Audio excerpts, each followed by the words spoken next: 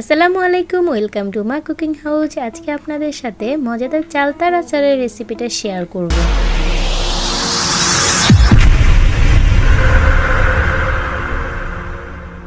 তার জন্য আমি একটা চালতাকে আমার পছন্দ মতো ছোট ছোট স্লাইস করে কেটে নিয়েছি। এবার এগুলাকে পানি, লবণ আর হালকা হলুদ দিয়ে কিছুটা সিদ্ধ করে নিয়েছি।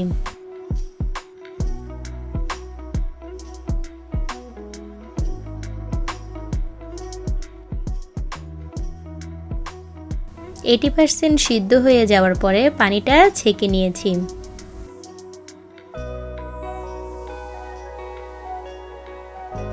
এবার আচারের জন্য একটা মশলা রেডি করে নিয়েছি।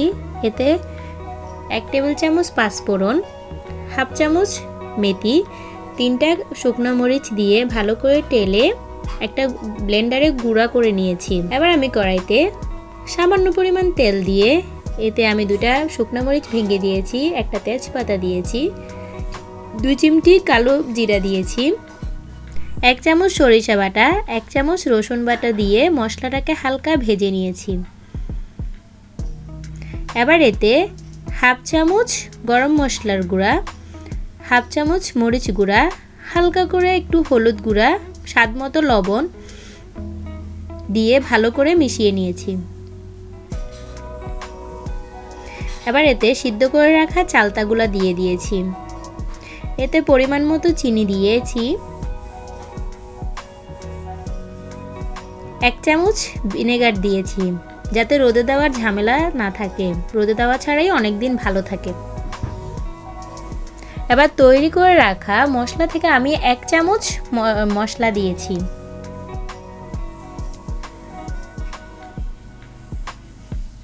কিছুক্ষণ পর পর এগুলো উল্টে পাল্টে ভালো করে নেড়ে দিতে হবে যাতে মশলাটা ভালো করে ঢুকে আর বাকিটা সিদ্ধ হয়ে যায়।